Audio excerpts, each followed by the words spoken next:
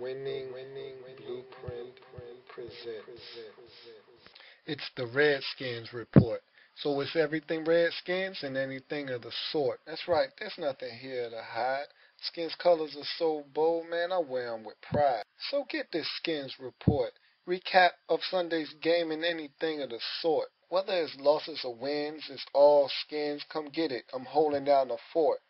You know why? 'Cause it's the Redskins Report. Man, can't nobody tell me that, man. I've been watching Redskins football since I was 3. Where were you at on January 12th, 1991? I know where I was at. I was in my room crying because the Redskins just lost to the San Francisco 49ers in the divisional round of the playoffs. That's real. I'm serious. That's real. Man, just tune into the show, man. Just tune in. The Redskins Report.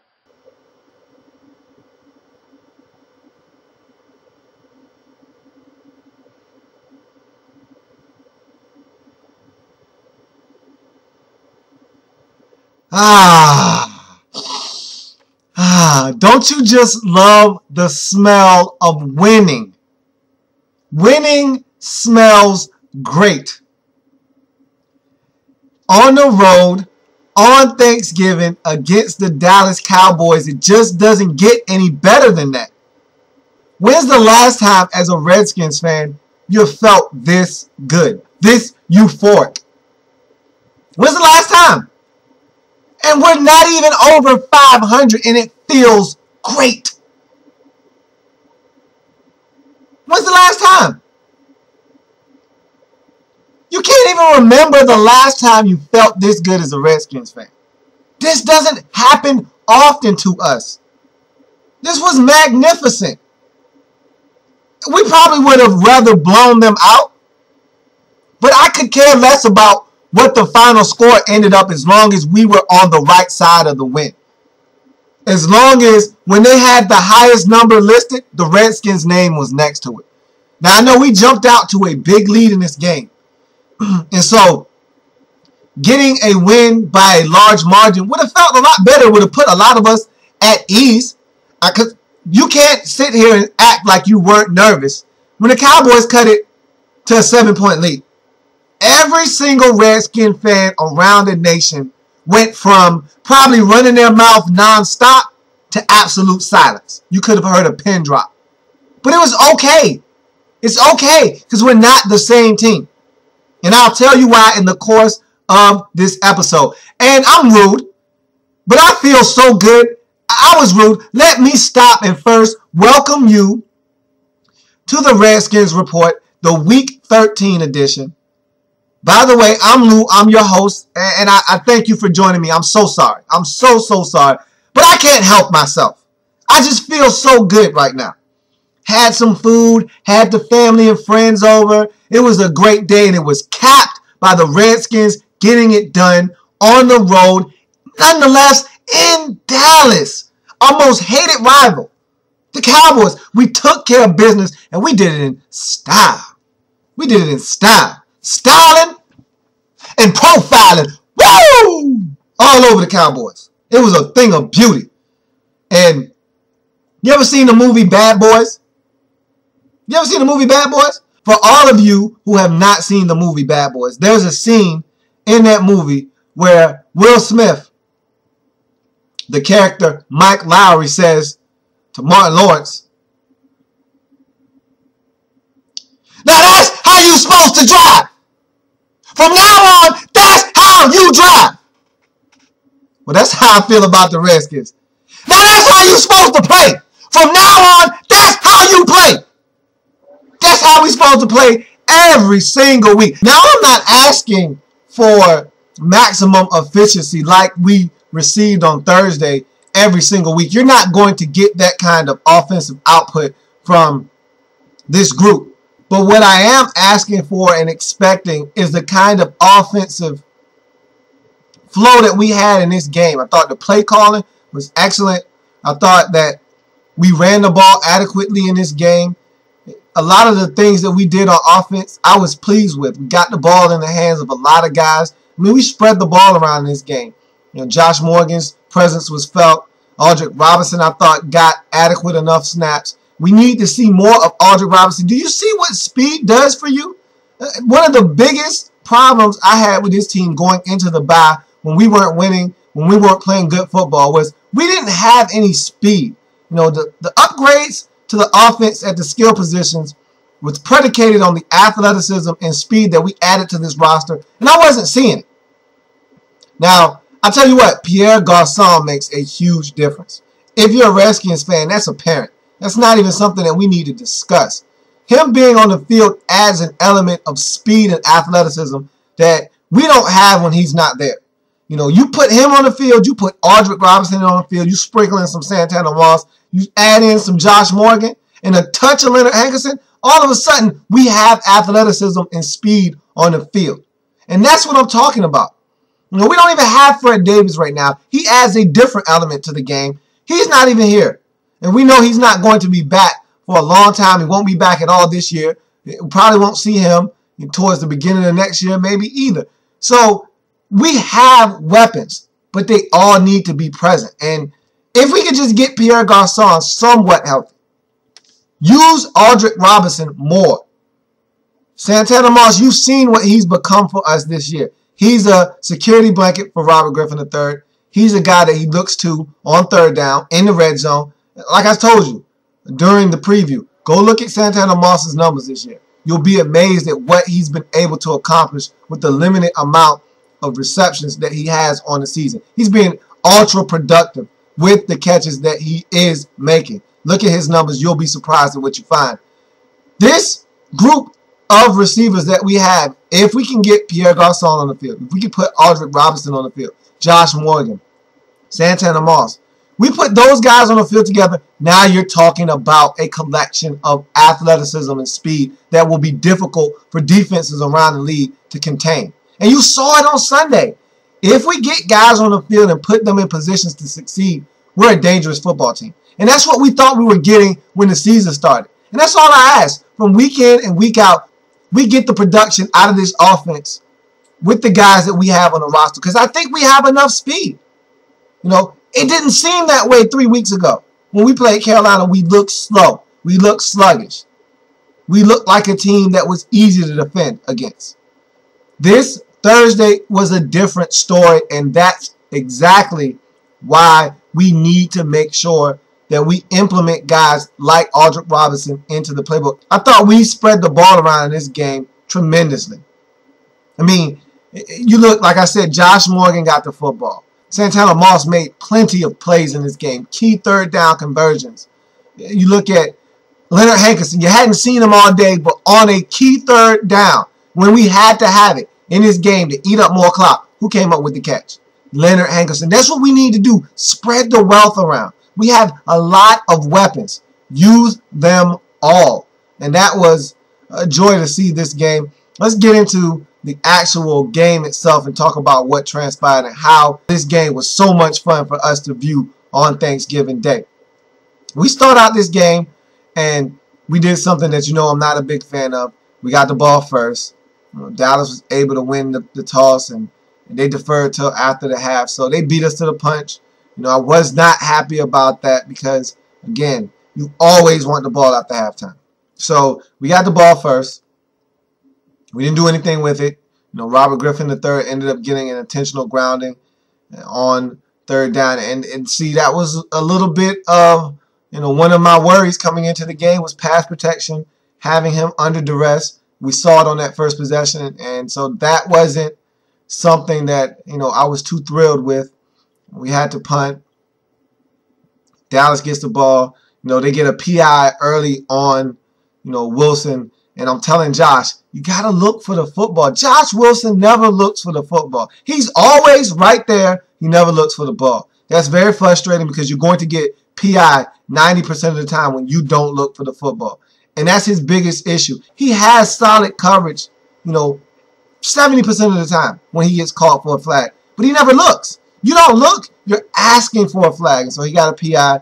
They moved the ball down the field. We were able to stiffen when we got into the red zone. They had to settle for a field goal. I was satisfied with them only getting 3 on that possession. So we get the football back, and I want to put something together now. You know, I don't want the Cowboys feel like they can just march down the field and get points. I don't want this to turn into a game where the Cowboys are scoring on every possession and we're scoring sometimes. It's how you fall behind. Even if they're kicking field goals, it's how you put yourself in a bad position. So wanted to get something on this possession. We're not looking like a team that's in the flow at this point. You know, we get a little something going, but I wasn't feeling the offensive flow early in the game. We end up punting again. Cowboys get the football. We did pick up a couple first downs, which allowed us to pin the Cowboys back and make them have to drive the football. So they started to move the football again, and they started to self-destruct. And that was something key for us, was to make sure that we weren't the team, because these are two, heavily penalized teams. We're the most penalized team in the league. Dallas is second, right behind us. So, it was a matter of who was going to self-destruct more, because both of these teams have been self-destructing all season long. Killing themselves, undoing their own goodwill by having penalties. And so, which team was going to hurt themselves more in this game? And the Dallas Cowboys started out the game hurting themselves more so than we did, and that was good to see.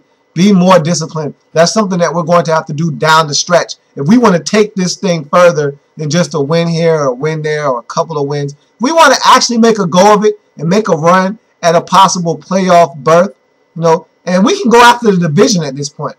If we are going to make up our minds that we're going to make a run at it, we got to be more disciplined on offense, on defense. We got to cut out the penalties. That's something that has plagued us all season long, and if we're going to make a run, we got to stop penalizing ourselves. So they get, a false start and a delay game back to back, and just like that, a drive that had promise was essentially done at that point. You back yourself up 10 yards, and you were already in a long yardage situation, and you go from second and short to second and long. We put ourselves in a good spot to stop them. We end up getting off the field, and we got the football back. So basically, the whole quarter has elapsed at this point. There's a little bit over a minute left. We start to put together a drive after receiving the ball back. But we haven't done anything in the first quarter of which to speak of. And so the whole first quarter elapses, and we're down 3-0 to the Dallas Cowboys, and we haven't done anything on offense. Looks like another one of these tight, 17, 14, 20, 17 type ball games. Everybody's settling. It's going to be a long ride. It's going to be a long, bumpy ride. Not a lot of points.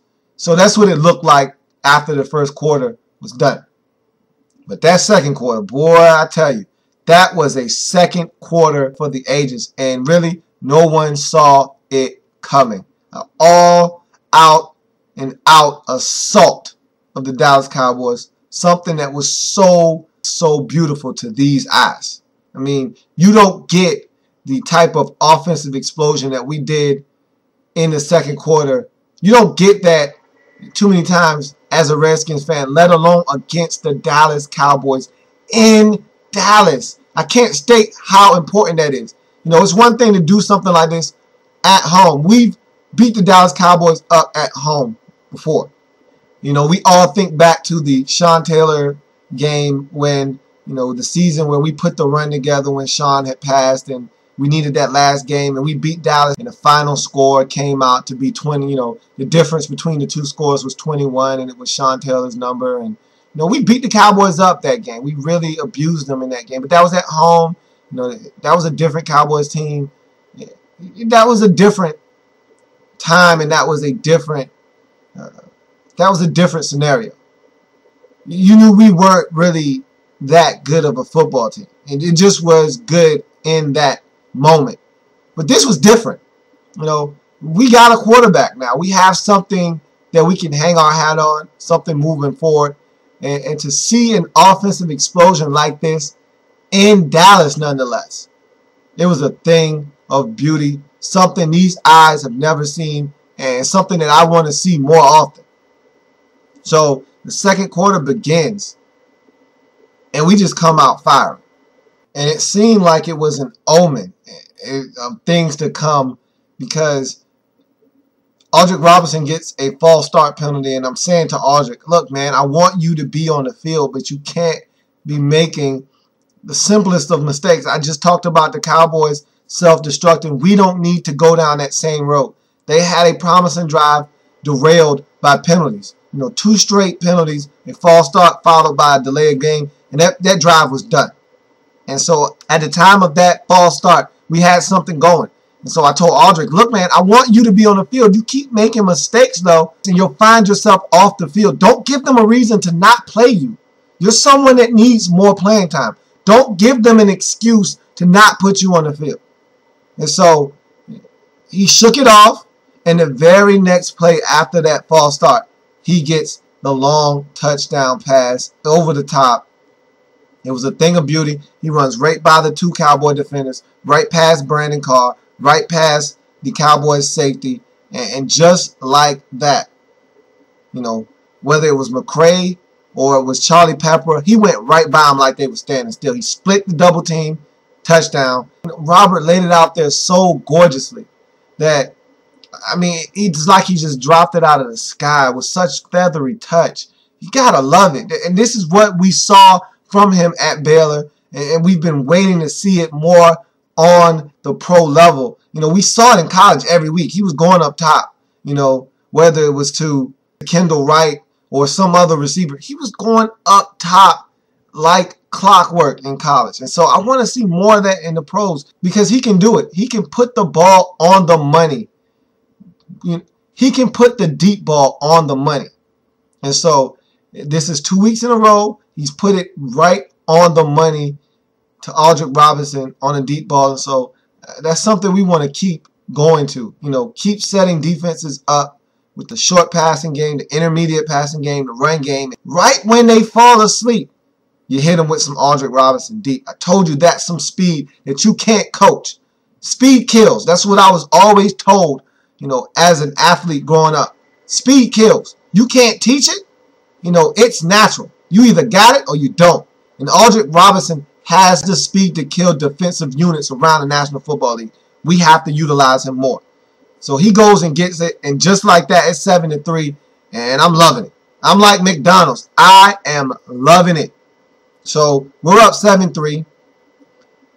We give the Cowboys back the ball, and I'm thinking to myself, now let's try to forge something defensively. We've started to play some good ball in this game. Let's not give up this 7 that we just got. Don't give it right back to them. Let's not give it right back. And the Cowboys start marching right down the field, and they're looking like they're at least getting a field goal, if not a touchdown, out of this possession. And so it's very disappointing. They go to Des Bryant. He catches a pass on Josh Wilson. Josh lowers his head down to make the tackle. And wouldn't you know it, he puts a nice physical shot on Des Bryant, who's trying to duck down and get low. And he leaves the ball exposed. And Josh Wilson's able to put his helmet right on his arm. It pops the ball free. And Dijon Gomes, Johnny on the spot, is there to scoop it up, get a little bit of return on it. Just like that, we're doing something that we did early in the season that helped us win. We know we're not a good defense. But the key early in the season when we were playing solid football defensively was we were getting turnovers. And that was a key for us. Get turnovers. Because in the past, turnovers didn't mean much to us, even though we didn't get a lot of them. It didn't mean much to us because even if we got a turnover, there was no incentive for the defense to get a turnover unless they scored a touchdown off of that turnover, because chances were great that the offense wasn't going to score off of that turnover. Not even a field goal, because you couldn't rely on our field goal kicking situation at that time either. Now, we've got a field goal kicker that I trust. I haven't trusted a field goal kicker this much since Chip Lowmiller. We're talking 20 years ago. That's how good I feel about Kai Forbath, but that also speaks volumes to the inept kicking situation that we've had for the last 2 decades. But it seems like we've solved that problem. I don't want to get ahead of myself, but I love Kai Forbath. I've been telling everyone that will listen, I love Kai Forbath. And I said, look, I don't care that he doesn't get touchbacks. You can find a punter down the road that you like that can kick it off if that's how you feel. But don't choose substitute substance in terms of field goal kicking for someone that can kick it in the end zone and get you a touchback. That's fine. Let the special teams unit do what they're paid to do, and that's go down and make a tackle. But this guy's putting it between the uprights. He's splitting the uprights, and that's all I care about. Damn, touchback. Give me the guy that's going to kick a 49-yard field goal right down the middle. Give me the guy that's going to smoke a 47-yard field goal. Give me the guy that's going to make the 51-yarder. I don't care about anything else. Give me the guy that's making the field goals. And thus far, as a Redskins field goal kicker, Kai Forbath is perfect on the season. So, young fella, continue doing what you are doing because you're doing it well, and that's all we care about. So, getting turnovers, we're either going to make a field goal or Robert Griffin III and this offense is going to march down the field and make it count for 7. So, getting turnovers are important now. And as a defense, we're not good enough to just line up and stop teams for a whole game. We need to get turnovers. Help us out by scoring points, and then it in turn helps you out because the more points we score, you make offenses that you're playing against one-dimensional, and then you can pin your ears back, start to come with the blitz, and start to be aggressive and make things happen. So we get the turnover, we move the ball down the field, and get a pass interference after putting together a nice drive, get the ball down in the 1-yard line. Alfred Morris takes it in. We're up 14-3. I'm loving it. Again, McDonald's. I'm loving it. Continue to take it to the Cowboys. So now it's 14-3. Give the Cowboys back the ball. And then we get a defensive stop. So I'm like, okay. Now I'm saying to myself, and I actually said this out loud because I was in the company of a few Cowboys fans. I told you, dad and sister are huge Cowboy fans. So, they're at the house. We're watching the game together now. I'm starting to get a little mouthy now. I'm starting to really feel it. I can sense that, this Cowboys team thought that they were going to just show up and beat us, And I felt good about where this game was going, but, we're Redskins fans. We're conditioned to think the worst at all times. So, I want to pile it on. We're never safe. We're not a good enough team to just stop scoring and play good defense and win the game. We need to keep piling up the points. So we force another punt from this Cowboys team, and at this point, I'm like, hey, let's go get more points. I don't care if it's a field goal. I want a touchdown, but I don't care what it is. Get more points. Put more pressure on this Cowboys team to have to keep up. So we get the ball back, and wouldn't you know it, we put together a couple of plays, and then boom, it happens.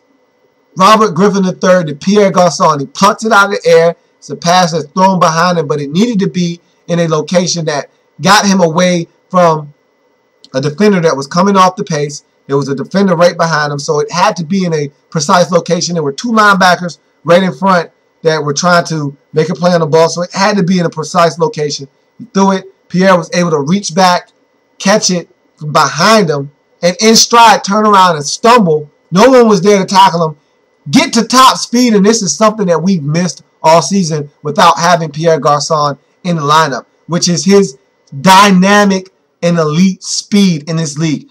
You saw it on display against New Orleans. You saw it again against Dallas, and this is what we've been missing all year. This is what the game has been missing. Pierre Garçon catching the ball, taking a 7-yard pass, and going the distance. That's what we thought we were getting this year. That's why we always throw him the bubble screen, because if he ever gets to top speed, there's not many in the league that can catch him. So he catches this pass and able to regain his balance. No one's there to touch him. He gets up to top speed like that. And all of a sudden, it's a foot race, and you knew no one in that Cowboys secondary was going to catch him. He split the defense, off to the races, gets in the end zone. Mr. Jenkins gets upset that he just got torched on a play, and he wants to grab Pierre and throw him into the little board. There was a little bit of a scrum. They threw a 15-yard penalty on him for unsportsmanlike conduct, which they should have. We get the touchdown. Now it's 21-3, and I'm around the house yelling, "Speed! Speed!" Because you can't teach speed. Everyone doesn't get that. When you line up and God is passing out attributes, everyone doesn't get in that speed line. That's not something that everyone is afforded. You can't get in every line. Some people are fortunate and blessed to be able to get in every single line. You got some guys that get in the speed line, some guys that get in the raw strength line, some guys that get in the height line. It's rare for someone to be able to get in every single line and get a little bit of all of them. It's rare, but you got guys like Calvin Johnson, guys like Julio Jones, who were fortunate enough to be blessed to get in every single line and get some of everything. But for the most part, you've got guys who get in certain lines, and Pierre Garçon was fortunate enough, as well as Aldrick Robinson, to get in the front of that speed line. And they've got a lot of it to burn. And so you saw that on display on the play where he was able to catch it and go from 0 to 60 in about 3 steps and take off past that Cowboys secondary. And you knew once he got to top speed, no one was going to catch him. You knew he was off to the races, and it wasn't going to be a soul in that secondary that was going to be able to run him down from behind. And that's what we've been missing. That's what the game was missing in Washington with Pierre Garçon's absence from the lineup with his injury. And so with him coming back, with Aldrick Robinson getting more playing time, you see the speed on display. It's exhibited for all to see, and it's a beautiful thing. And that's what we needed. And so he caught the pass, he took off, and all of a sudden, we're up 21-3 in this game.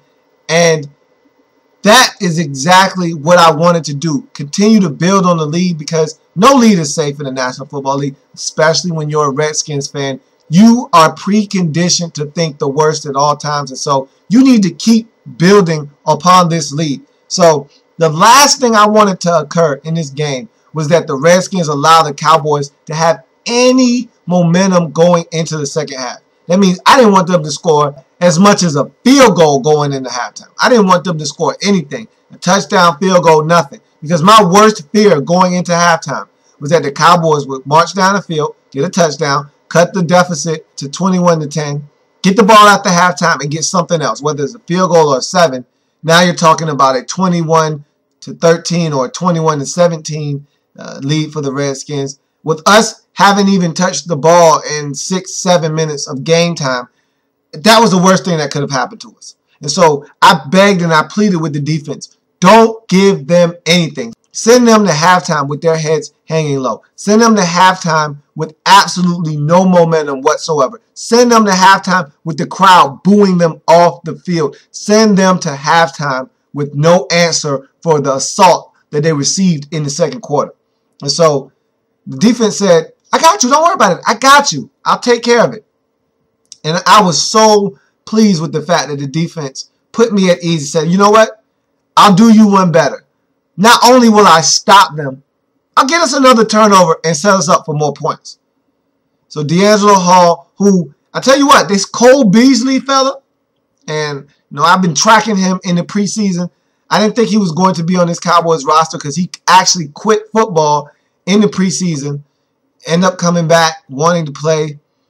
He's a problem. And he's starting to look like a Danny Amendola, Wes Welker type in the slot that's going to be a handful. We'll see what he amounts to as we move forward in this season. But in this game, he was starting to become a thorn in our side. D'Angelo Hall put that to rest in the first half with that beautiful interception in return, setting us up for more points. And that's why it's so important to have all of your timeouts. I can't state that enough. When you squander timeouts, you never know what it's going to mean, you know, down the line. Saved our timeouts. We had them at our disposal, and it was a good thing because we needed every single one of those timeouts. We got sacked, had to use one of those timeouts. We completed another pass to Joshua Morgan for about 11 yards, had to use another timeout, which set us up with a run. And I wanted to be aggressive. You know, earlier in the season, I had always been chirping about the fact that we weren't aggressive in times where we had the opportunity to step on the throats of our opponents. I thought that in that first game against the Saints, we had a chance to finish dominating, you know, that first half against the Saints. Instead, we went conservative. We ended up punting. They blocked the punt, changed the game, made us struggle for a win, and I thought we should have been able to win handily. You looked at another game down the road, like a Tampa Bay, where we were conservative, didn't go for the jugular. It cost us in that game, and we had to fight and scratch and claw to continue to win that football game. I feel like there's times in this season where we had opportunities to be aggressive and we weren't, and it came back to bite us. I didn't want to do that here. I didn't want to just say, hey, let's just go to halftime with the field goal and be content going up 24-3. If we got a chance to get 7, step on their throats, get 7. And so I thought that they tried to take that approach by running the football with Alfred Morris, but it went so well. You know, Alfred Morris gashed them, got down to about the 6-yard line, that they had the confidence to call that last time out and say, you know what, let's run a passing play. Let's try to get 7 in the end zone. If it doesn't work, we can kick the field goal. And so that's what I wanted to do in the first place. Luckily enough for us, Alfred Morris was able to bust off a solid run that gave them the confidence to call that passing play. And I wanted to see that waggle. And the waggle that we run is with Santana Moss in the slot where he runs that speed out to the flats. Robert Griffin III rolls out to that same side and hits him on the speed out. And normally the defender can't, keep up with Santana Moss on that play because normally there's a pick being set on that play as well. It's a combination route. You usually run a slant off of that speed out, so it kind of confuses the defense, runs a natural pick, and he comes open. The Cowboys were waiting on it. We've run that QB waggle play several times this season, and so I think they were expecting it. They played it well. So Santana made an adjustment on the fly. I don't know if that was a hot route that was inside that play in case they took away the speed out option to just go up the field and make it an out and up. But whatever the case, he adjusted well on the fly, went up the field, and what a beautiful throw by Robert Griffin III. I thought it was his best throw of the game because you see the teams around the league, the elite offenses, the elite quarterbacks, the Aaron Rodgers, the Drew Brees, the Eli Mannings, the Peyton Mannings. You see them do this in their sleep, the Tom Brady's. They throw the back shoulder pass in their sleep with maximum efficiency. And so that's something that the good offenses do. We don't do that. We don't run back shoulder plays because our receiver and our quarterback aren't on the same page. We don't complete it with a high efficiency. And it's rare to see us do it at all because we're not a good enough offense. Only the good offenses can do a back shoulder pass because it takes timing. It takes communication between the receiver and the quarterback. We don't have that. But we had it on that play between Santana Moss, Robert Griffin III. It was a thing of beauty. Again, aesthetically pleasing to the eyes. I loved it. And we need to see more of it. Right on that back shoulder. Perfect pass on the run. You couldn't have put it in his lap any better. Santana Moss makes a gorgeous catch. Gets both feet down. Continues to make the catch throughout the process. Gets the touchdown. At that point, I was euphoric. I was in heaven. I was on cloud 9. I was talking to the TV. And I always catch a lot of flack for that because, my sisters, my mom, anyone that's around that's not around me normally when I watch the game always yells at me. They can't hear you, and I don't care. In my mind, they hear exactly what I'm saying to them. I talk to the TV all the time. I talk to the players. That's what I do. That's my way of communicating with the fellas. And so no one's going to stop me from doing what it is I do. And so I was talking to the boys. I was letting them know how excited I was, how, they needed to continue to dominate in this football game and how proud I was of them. It was a very, very emotional moment for me because these guys were really playing out of their minds, and that's the kind of fight and kind of efficiency I want to see from the Redskins every single week. I don't know why it is we can't do this more often, but this was the type of performance that you bottle up and put in a time capsule. And I think that's what a lot of Redskins fans are going to do because you don't get this kind of output from the Redskins against the Cowboys in Dallas on Thanksgiving too often. We haven't ever beat the Cowboys on Thanksgiving. There's a reason why we haven't played well against them on Thanksgiving. And we don't beat the Cowboys in Dallas that often. And so for us to come out and really take it to them, dominate them in the first half, and have 28 points to show for it, them only have 3, to really take it to them like that, it felt great. And, my sister and my dad, silent at halftime. And silence is golden. And I tell you what, that was a great feeling to be able to just sit there and watch them be able to say absolutely nothing at halftime. I mean, it was a thing of beauty. It was aesthetically pleasing. I loved every second of it. And so to be up 28-3 at the half was the high of my Thanksgiving weekend. You know, at that point, you couldn't have gotten me any higher than how I felt at halftime. But I always knew, back of my mind, this game is nowhere close to being over. I'm a Redskins fan. I'm preconditioned to think the worst at all times, and so I still was on eggshells. I still wanted them to go into the locker room and have Mike Shanahan and all the leaders on that team tell them, hey, look, this game is not over by any stretch of the imagination. This Cowboys team is going to come out. You're going to get intensity from them.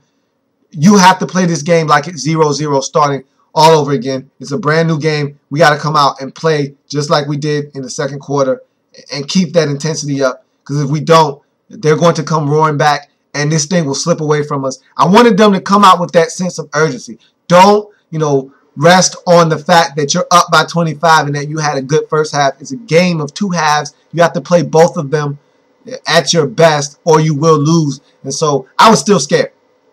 Even though I felt great, I was still nervous. And so the Cowboys get the ball after halftime. You know how I feel about that. They went down, they got a field goal, cut the lead to 28-6. And so, I'm nervous. I want my points back. Now that lead has been trimmed from 25 to 22. I want my points back. So we do nothing on offense, and we punt the football to the Cowboys.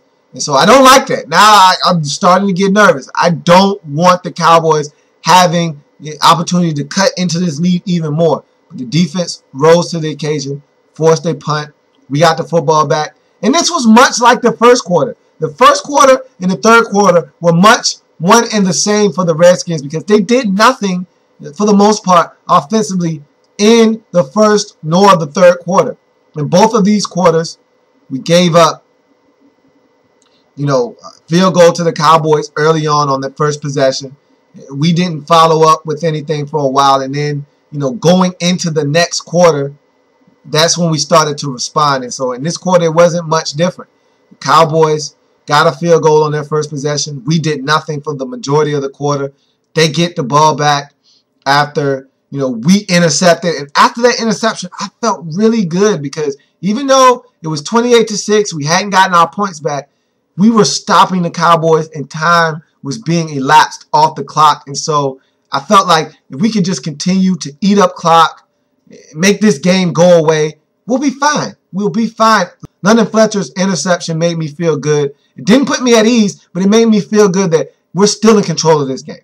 Now, I wanted points off that interception. We weren't able to do that, but what we were able to do was flip field position, pin the Cowboys deep. What transpired after us punting the ball, after not being able to do anything after that interception, made me sick to my stomach, which was the one thing we couldn't afford to do in this game. Give up big plays. We have them right where we want them, which is having to drive and not giving up big plays. If they want to score, make them go 10 plays, and they were already in no huddle mode. They were already in the hurry up mode coming into the second half because they were down 25. So they need to be going 10 plays, 85 yards, taking up, ideally you would like them to take up 6 minutes of the clock to do that. But with them being in no huddle, it's more like 3 minutes and 37 seconds of the clock. But you still want them to eat up as much clock as possible. We proceed to give up an 85-yard touchdown pass to Des Bryant. I thought holding took place on that play, but they weren't calling anything. One thing I can say about the officials in this game, for the most part, they swallowed their whistles. And it was on both sides. Both teams weren't getting calls, so I had to live with that. 85-yard touchdown strike, and just like that, the one thing I didn't want them to do was strike quick, not take up time off the clock, and get points. And that's exactly what they did. It was a double whammy because they didn't eat up any clock and they scored a quick touchdown. It was 13-28 now. Now I'm nervous as hell because now that lead that was 25 at halftime has been trimmed to 15. And so at this point now, I'm nervous. I want the Redskins to step it up because these Cowboys, they realize the sense of urgency that they have to play with to get back into this football game. And so it's 28-13. I'm nervous. We need to respond at this point. Now it's getting out of control because they're getting momentum. They're feeling like they're a touchdown away from being right back in this game. We need to respond, and we need to respond now. Not on the next drive, not on the drive after that. We need to respond right now. And so we get the football back. We put together a drive, and much like the first quarter, we put together a drive that spans the end of that quarter into the next quarter. Like we did with the Aldrick Robinson touchdown. We started that drive in the first quarter. It spanned into the second quarter, and that's when we strike. Same thing with this drive. We started it at the end of the third quarter. It spilled over into the fourth quarter, and then we were able to strike. We got into a situation where I thought we had gotten the first down. It was second and about 9. We complete a pass. I thought we had the first down. They said that we didn't get it. I thought they gave us a bad spot on the play. So now it's 3rd and inches. It's 3rd and 1, but let's call it inches. Now the whole playbook is available to us. I wanted to just run and pick it up because at this time I didn't want to have to settle for a field goal. I wanted this drive to continue down the field, and so I felt like the best way for us to do that was to run the football. But Mike Shanahan and Kyle Shanahan had other ideas, and I'm glad they did because they called play action fake. The Cowboys sold out on it. And Niles Paul got free into the secondary. No one was around him whatsoever. Robert Griffin III was able to hold on to the ball. We were able to protect long enough for him to allow the route to develop. He was able to throw it to Niles Paul, and he actually overthrew him. Niles Paul was able to make a great play on the ball, dive, catch it, corral it, and roll into the end zone for an easy, unabated touchdown. We go up 35-13, and at that point, I must admit, I let my guard down for just 1 second. For 1 second, I thought, we got him. That hurt.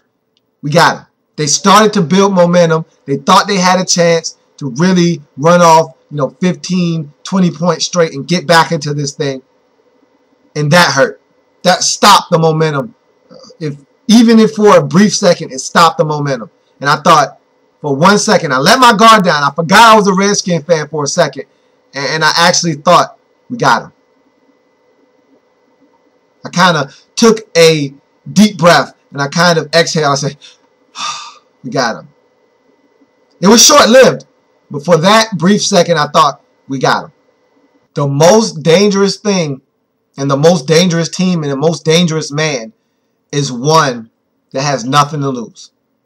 And that's what scared me about this Cowboys team. If you remember a couple weeks back when the Cowboys were playing the Giants and they started off the game, as bad as you could start it off. I mean, Romo threw about 90 picks.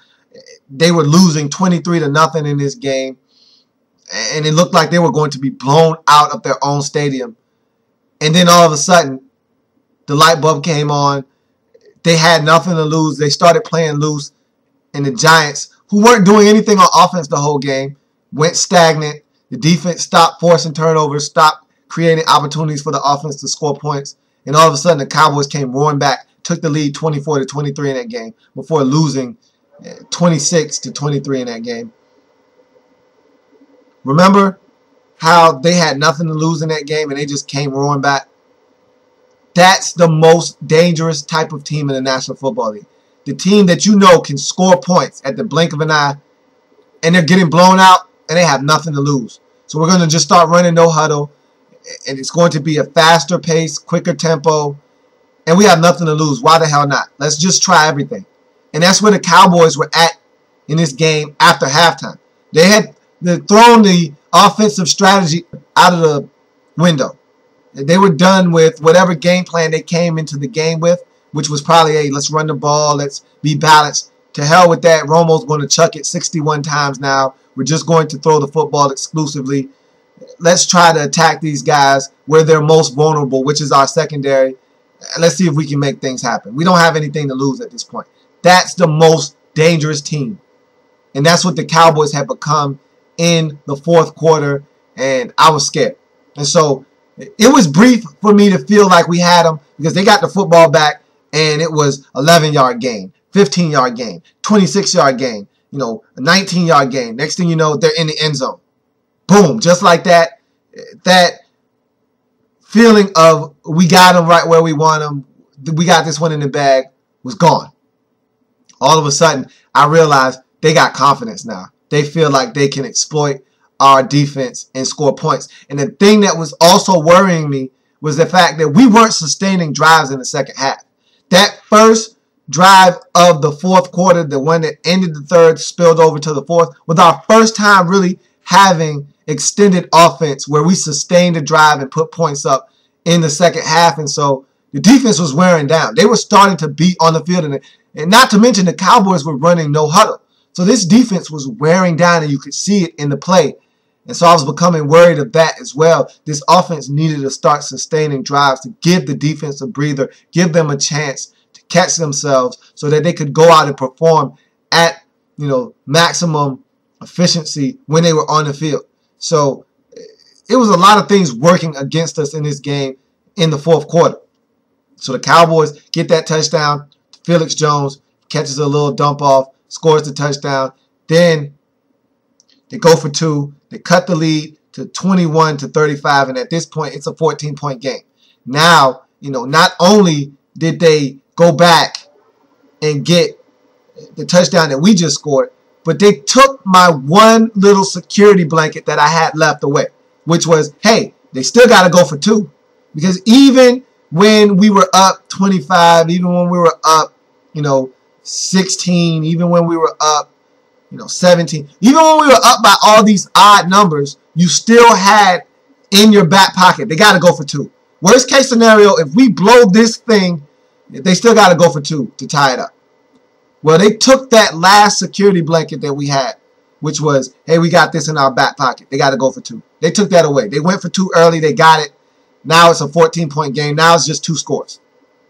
So at this point now, hell yeah, we're all nervous. If you're a Redskins fan, you can't tell me at this point you're not nervous because the Cowboys were running up and down the field on our defense at this point. Our defense was tired.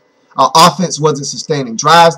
But the one thing we could hang our hat on at this point in the game was we just scored on our last possession. Let's see if we can rev it back up offensively and keep matching them score for score. Because if we keep doing that, they can't catch up. So we come back on the field, and Robert Griffin III does something that he doesn't do often. And I was okay. Even though this was a critical time in the game, it was a crucial juncture that we couldn't afford for a turnover to occur. He's human. He's a rookie at that. He didn't make many mistakes. He made one here. He overthrew his receiver. Over the middle, you can't make mistakes over the middle of the football field. He did. It was picked off by Charlie Pepper, returned into Redskin territory, and all of a sudden, this game is starting to get really tight. If the Cowboys get 7 here, we are in some trouble. And so we are able to buckle down, force them into 4th and long, a situation where they essentially got to score a touchdown. They could have gotten a first down, but it would have took them to get to maybe the 1 or 2 yard line. They needed a touchdown, essentially. And it was 4th down, and Romo made a great play, made a great throw. Des Bryant made a great catch. It was good coverage. Again, Josh Wilson didn't look. Des Bryant was able to make a play on the ball. It was almost like a back shoulder throw, and they executed it beautifully. He made a good catch, and just like that, our 25-point lead at the half has dwindled to 7, and all of a sudden, every member of Redskin Nation starts thinking the worst. I know you were. Don't sit here and tell the story. You were thinking of the Rocket Ishmael game when we were up 35-7 and ended up losing 41-35 in overtime when Troy Aikman just got hot. We couldn't do anything and couldn't stop them. They beat us in overtime. You were thinking of the worst. You were thinking of the Patrick Creighton game when they came back and threw that, Hail Mary pass down the sideline, beat us on Thanksgiving, probably 6-7 years ago. You were thinking the worst. I know you were, because I was. Everything was going through my mind. But I also said we got Robert Griffin III. We're not going to blow this game. I still had confidence, but I was nervous as hell. And my dad knew it. He was talking so much trash at this point. I couldn't contain him. And it wasn't much for me to say because they were on the comeback trail. We had put ourselves in a position to where now we were just holding on for dear life. We were clinging to a 7-point lead. And so we needed a drive to not only eat up as much clock as possible, we needed to score points. And a field goal would do. Because a field goal would put us up 2 scores. I wanted a touchdown, but I'd take a field goal. I'd take anything. Just eat up clock, get first downs, and get points at the end. That would really seal up this victory. And so my dad was talking so much trash. We're going to stop you. Your quarterback isn't going to be able to do it, and this, that, and the other. And we want you to have to throw because he's going to turn it over again, because I've been making fun of him, talking about Romo being such a nice guy. And we all know Tony Romo's a nice guy. He loves to share. It was Thanksgiving. In the spirit of giving, Tony Romo was going to give us the football, and he did that twice in this game. And I told him he was going to give me 3. So I had one more coming my way, and my dad countered by saying, your quarterback is going to give us 2 or 3 because he's a guy that wants to turn the football over. And I said, no, he only has 3 interceptions on the season, now 4 with the one he threw against the Cowboys in this game. But I said, he's not a guy that turns the football over, so you can forget about that. But after him throwing that 1 interception, my dad was confident they were going to get another one. And so it was funny because my father-in-law was at the house. He's a big Redskins fan as well, and he was saying, be careful what you ask for, because my dad kept saying, I want you to have to throw the football. I want the ball in your quarterback's hands because he's going to make another mistake. And my father-in-law said, be careful what you wish for. You just might get it. And that's exactly what happened in this game. That last drive was all Robert Griffin III. Everything we did on that drive was Robert Griffin III. The key third down completions, all Robert Griffin III. He was poised. He was collect. He was calm. He made the right reads. He made the right throws. He took us down the field. We ran the ball. Alfred Morris ran tough. The offensive line got it done. There was good protection. And guys stepped up and made plays, whether it was Leonard Hankerson, whether it was Santana Moss over and over again, whether it was Josh Morgan, whether it was Logan Paulson. Everyone did their job on that last possession to take us down the field and get us in field goal range. And I told my dad, I told everyone that was in that room, and it was a packed house at my house. I told everyone, I haven't had this much confidence in a field goal kicker since Chip Lohmiller. And everybody got a big laugh out of that because Chip Lohmiller is 2 decades ago. We're talking about early 90s when you start talking about Chip Lohmiller. And so it's been a long time since the Redskins have had a kicker that we could rely on. But I feel really good about Kai Forbath. And I said, if we get in field goal range, and it doesn't have to be close, if we get into 47, 49 range, Kai Forbath is going to knock it home. And that's what we did. We got to around the 30-yard line, got to around a 47-yard field goal attempt, and Kai Forbath was true. Right down the middle, split the uprights, a no-doubter. I love this guy. That was as much pressure as you could get for a kick without it being a game winner. We had to have it. He misses that kick, the Cowboys get, more momentum than I could explain. I mean, they would get more momentum than they would know what to do with. And they would have went down and they would have scored the game-time touchdown had he missed that kick. But instead, he steps up, calmly pounds it home. We go up by 10. And at that point, I felt great that we had this one in hand. But I am a Redskin fan. I feel that nothing is safe until there's all zeros on the clock and we're ahead.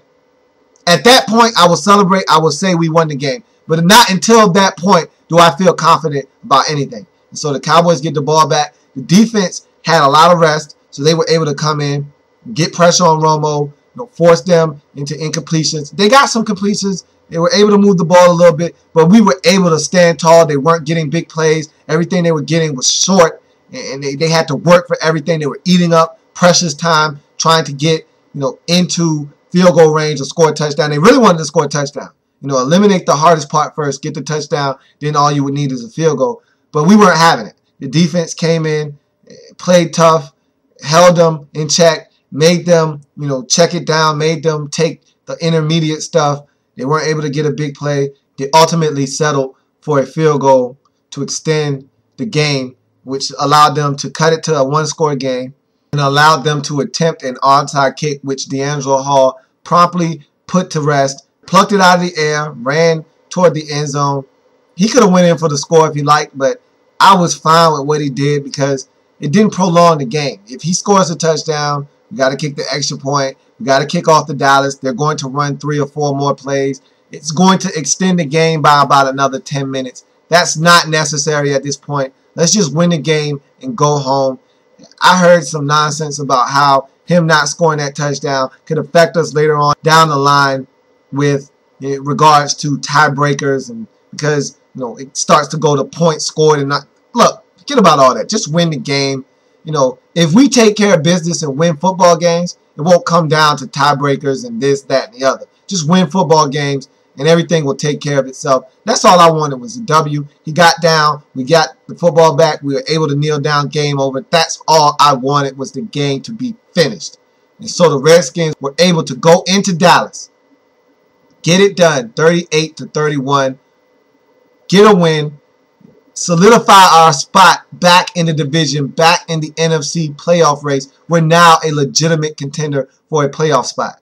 After 9 games this season, we look dead in the water. We look like a team that wasn't going to do absolutely anything in this season. We look like a team that was finished. Now, after 11 weeks of football, 2 weeks later, we are right in the thick of things, not only in the NFC, in the playoff race, but in the NFC East now.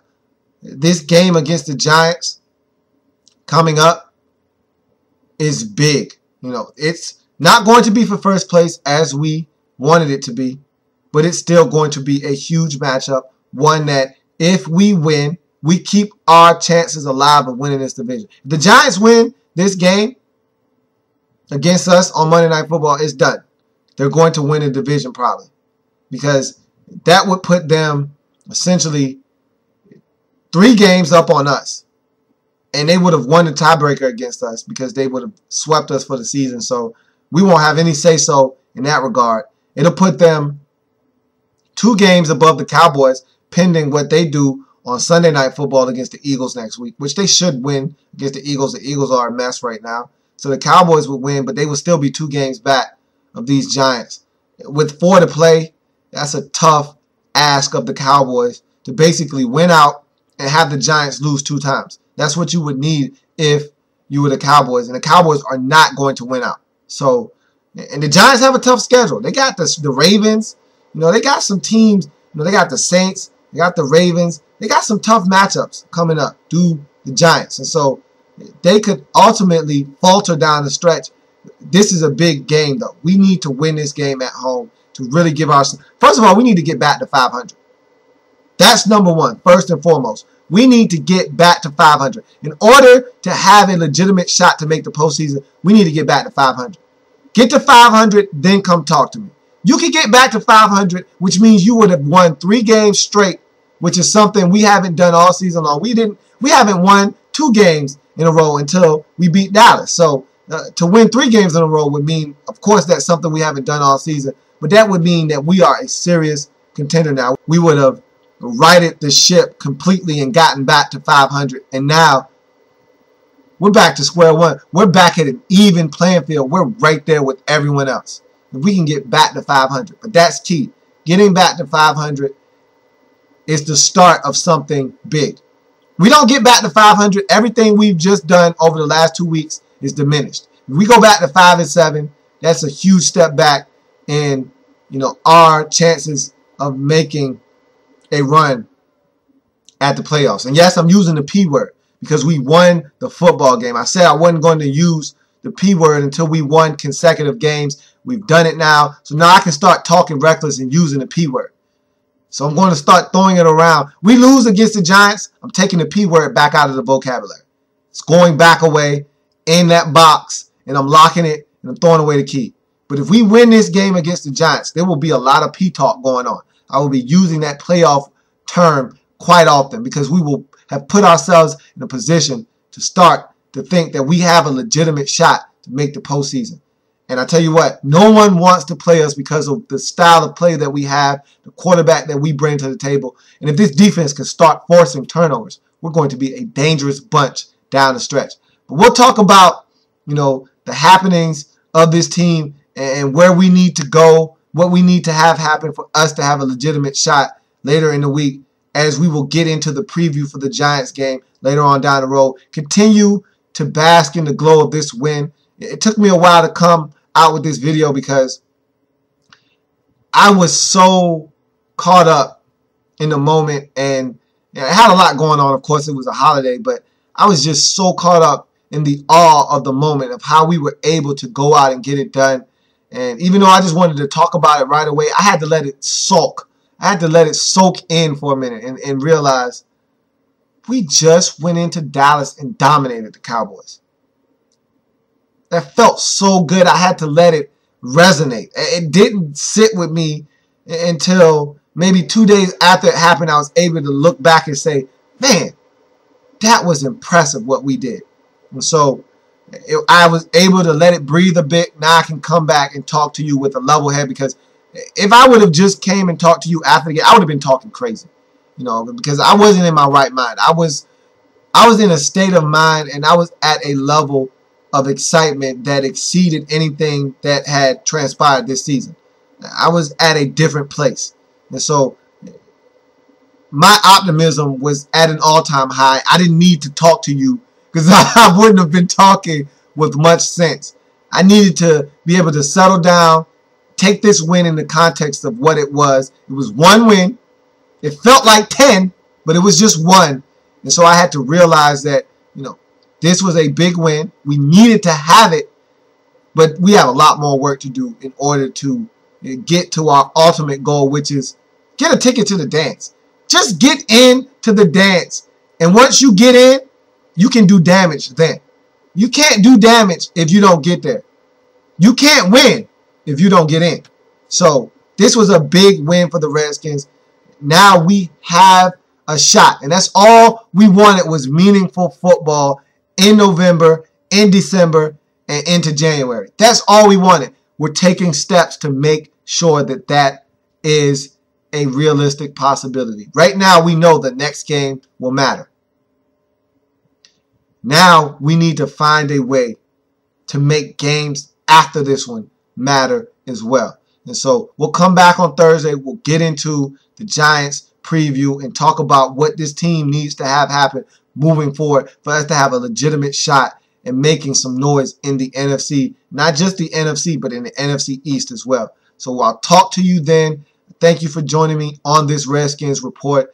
It was so much fun on Thanksgiving. I know as a Redskins fan, we all had a great Thanksgiving because the team gave us something to really be thankful for, a victory over the Dallas Cowboys. And so enjoy it. Enjoy it for a couple more days because we got a Monday night matchup, so you can enjoy it for an extra day. I give you permission to let this one leak over for an extra day, but then you got to turn it off after Wednesday. After Wednesday, you have to turn it off and start focusing in on the Giants because we got a big one and we got to have it. We don't have this one. It's just like we never got the Dallas game. So let's enjoy this one for another 2 or 3 days and then get it out your system. Then get it out your system and focus in on the Giants. We'll be back to talk about the Giants later on in the week. And as you already know, I'm a Redskins fan, etched in burgundy and gold. My Redskins spirit will never die. My Redskins spirit will never fold. And as always, hail to the Redskins. See you next time. We'll be back to talk about the Giants. Enjoy this win, bask in it, and then get ready for the Giants.